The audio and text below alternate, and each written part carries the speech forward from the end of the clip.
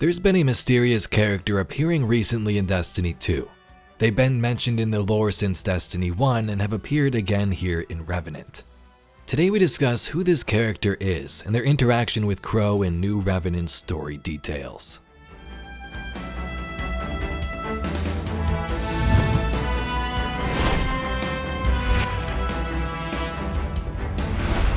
We've been diving into Revenant lore cards.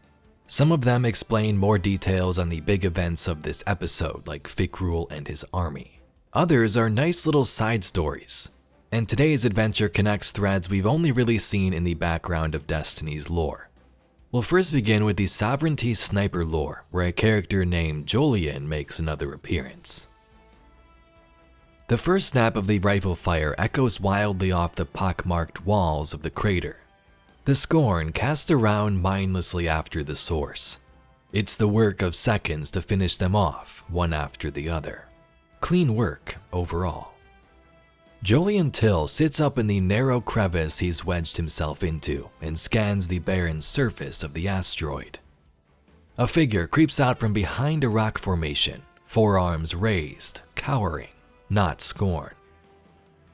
The fallen sheltering in this corner of the reef aren't Salvation cast-offs. Dusk, maybe. Their radiation-bleached rags are so faded and tattered it hardly matters.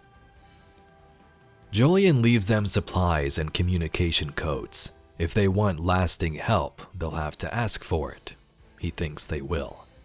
He sends a report to Petra first, then a second abbreviated transmission elsewhere. More refugees headed your way. He's nearly back to his jump ship when the message comes back in. Text only, familiar encryption. Thanks, Jolyon. See.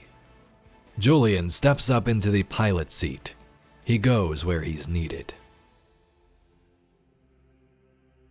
So this speaks of Jolyon Till. I'm just going to use this image to represent him because we don't know what he looks like. Jolyon Till is one of the Awoken's most trusted crows. Marasov essentially had a group of spies that were called crows. They had members like Jolyon and also devices like surveillance drones.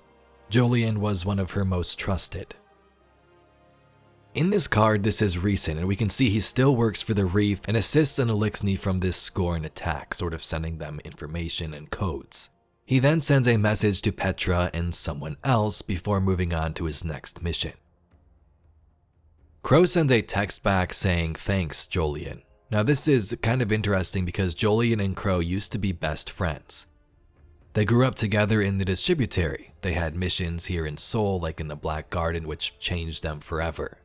And the Holdfast card explains their bond together, even with Mara as these age-old friends. Jolyon Till knelt before the throne, his eyes on the floor. He didn't enter the Black Garden to defy you. He did it to impress you. Why else would he risk so much? You're the only thing in the universe that would drive him to such lengths. He could feel the Queen's cold glare boring a hole through the top of his head. Is that meant as an excuse, Jolyon? The Queen seethed. Because it sounds remarkably petty, childish even. The darkness is not something to be toyed with. Who knows what you might have awakened? My decree was for our protection. As my most trusted crow, I would have thought you understood that. Yes, my queen, I understand. Marasov slowly descends from her dais, looming over her childhood friend, her subject. You say you understand, yet you directly disobeyed my command to avoid that place. She bent forward at the waist until her lips were nearly brushing his ear. Her voice dropped to a whisper. Is this treason? The word echoed silently through the empty throne room. Jolyon's blood froze. Please, my queen, try to understand. Aldrin is your kin by birth, by blood. There is nothing you wouldn't do for each other. He paused, choosing his next words carefully. He is your brother, but he's mine as well. He saved my life more times than I can count, and not just in battle. He saved me from despair, from self-doubt. When Laviska died, when my world was crumbling, he saved me from myself. An emotion welled up within him. Jolyon found the courage to raise his head and meet the Queen's lofty gaze. Aldrin is my brother too. I love him, and I would follow him anywhere. I would follow him into death if he asked, just as he would for you. And if you call that treason, so be it. The Black Garden incident changed things, as we can sort of see from that card. The two went in and found mangled cabal, strange environments and phenomena, and the Black Heart, which changed them forever. So that was long ago. Time would pass, the Reef Wars, so on, the City Age, and during the events of Forsaken, Jolyon then went out to hunt Aldrin when he became corrupted by Riven's wish and raised this Scorn army. When Aldrin died, Petra offered to take Jolyon to Aldrin's body, but he refused, saying that the Aldrin he knew was dead long ago. When Aldrin was revived by a ghost in the Dreaming City though, Marasov made the command for all Awoken, or at least the ones closest to her, to limit contact with Aldrin or to not speak with him at all. Petra Venge found Jolyon on the range as she'd expected. A lone figure, lying face down on the ridgeline, sighting a barely visible target on the far side of the ravine. You never really needed a spotter, did you? No, Jolyon replied, squinting at her. But I always liked the company. He offered her a rangefinder. Care to join me? Petra settled down beside him and sighted the next target. Jolyon pressed his eye to the Supremacy's massive scope. I heard he's back, he said. Then you heard wrong. Petra squinted through the rangefinder. You know how it is with the Guardians. He goes by Crow now. Jolyon snorted. Ironic. Only Aldrin can make immortality a demotion. Wind is 16 kilometers per hour from your 9, 4,700 meters out, Petra replied. Send it.